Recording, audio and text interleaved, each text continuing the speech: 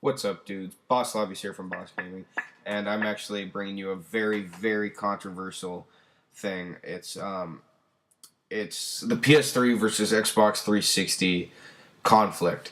This has been a conflict for as long as I can remember, ever since the 360 and PS3 were first released.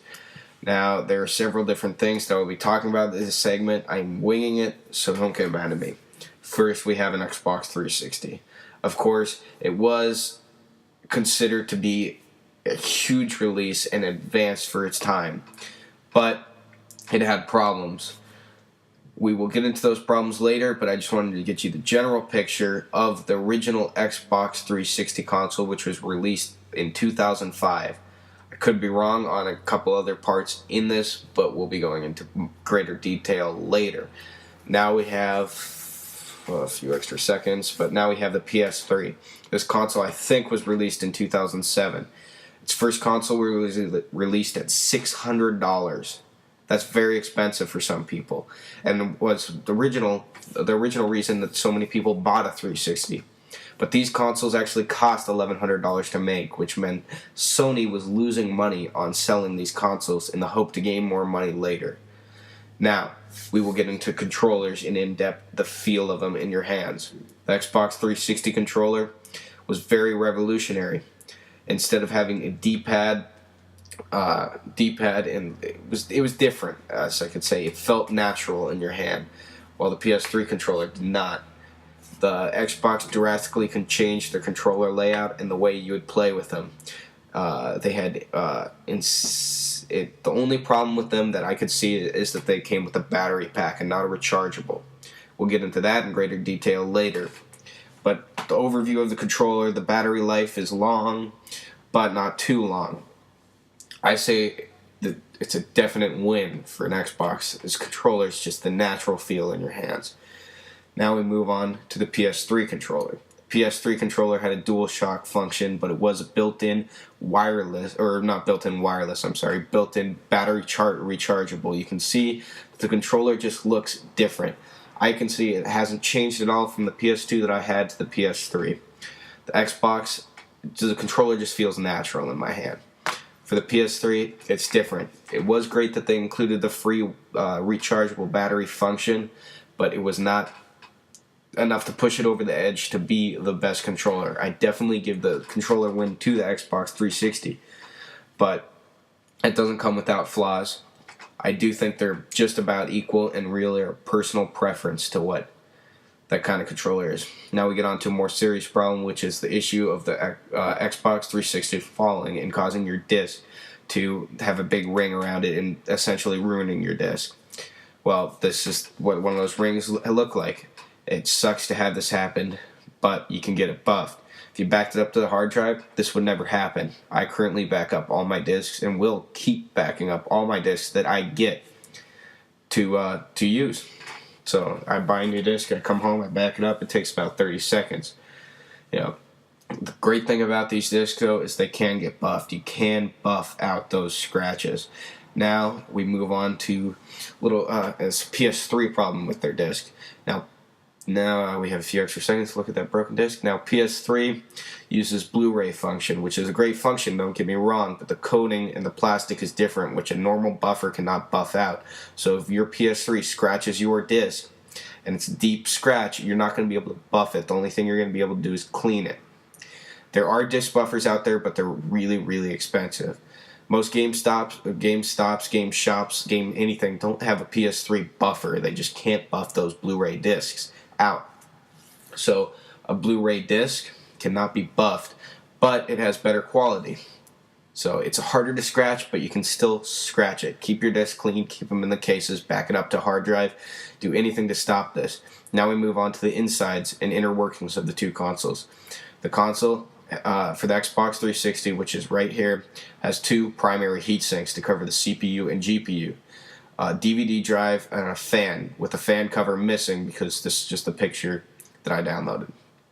Now you can see that to the normal eye it doesn't really look like anything special. You can see the RAM chips, but there's nothing that special about it. You know, what makes it work, you don't really know unless you happen to do. But you know, here we have the PS3. Its inner workings look a little bit more complicated. It had the Blu-ray function. It had touch pads. It had a solid-state drive, and it was internal instead of external. It had heat sinks over the CPU and GPU, which is primary reason that the PS3 did not fail as much as the Xbox 360. And we'll be talking about that in later segments. But you can definitely see that the PS3 looks more centered and a more better design. Now we move on to the biggest problem and issue with the Xbox, the red ring. Okay, the first consoles released in 2005 were rushed consoles. That is why the red ring happened. It was a 50% failure rate for the red ring to happen. Microsoft lost tons of money just by doing this. So, in the long run, we got a cheaper console for less money sooner, but it would have a 50% failure rate. I know some of my friends who still have the same Xbox 360 that they bought in 2005. It never red ring or broke or anything. I've known some who just can't get them to work. The problem was with the GPU. It did not have the embedded thermal control that it needed to make the fan speed enough to keep the GPU cool. And what would happen is underneath the GPU, the unleaded solder balls would get too hot and separate from the motherboard, which obviously isn't very good, which would cause the red ring of death, which is why so many methods like X-clamp fix and heat gun fix would work temporarily. Best thing is to send it into Microsoft. I fixed it myself, but, warranty is not void. Now we get on to the PS3 yellow light of death. Now when the PS3 was originally released, and it still only has a 10% failure rate. Now, except this, PS3 only has a 1-year warranty. Most consoles fail after a year and a half. So that 1-year warranty expires, and PS3 or Sony charges you $150 to fix it. So that kind of sucks. But this is a look at the GPU, which is actually also the problem on the PS3. The unleaded solder, the balls at the back, even though it has its own heat sink and embedded thermal control, just can't hold up to the hours and hours of gameplay and Blu-ray compatibility that the GPU uses. The GPU on the PS3 is high tech. It's more advanced than the GPU on the Xbox 360 in many ways, which I will not go into great detail for this short video. But you can see that the PS3 GPU will overheat and will get failure, and it's not as bad as the 360. Here we have just an overview of the PS3 console as it was released in 2007. You can see that it has a micro touch eject button power key, which was one of the reasons that it would cost so much. The Slim does not have this function anymore, which is one of the reasons that it got so much cheaper. But you can see that it has the Blu-ray capability. It's easy to insert the disc. It's got a sleek design. And honestly, it looks better than the 360, but it's also bigger. You have to be aware that it's extremely hard to open a PS3 to fix a problem once you have it. An Xbox 360 is ridiculously easy. And here we have a picture of an Xbox 360 console as it was released in 2005 with a 20 gigabyte hard drive originally. You can see that the controller was meant to be wireless and is wireless. You can see that the ring around it is lighting up green, indicating that it's a working console. Dreaded the red ring of death. Microsoft never expected to have this problem. The memory slot imports hold, I think, 512 megabyte memory slots, while the 20 gigabyte hard drive externally on the top, which allowed you to switch your hard drive with ease and without much trouble. I will not go into greater detail about these consoles, and I will not talk about the online features in this video. Maybe posting a video later, I will. But I have determined the winner of this contest is... Dun, dun, dun, dun, they're both exactly the same. Each has their benefits, each has their doubts.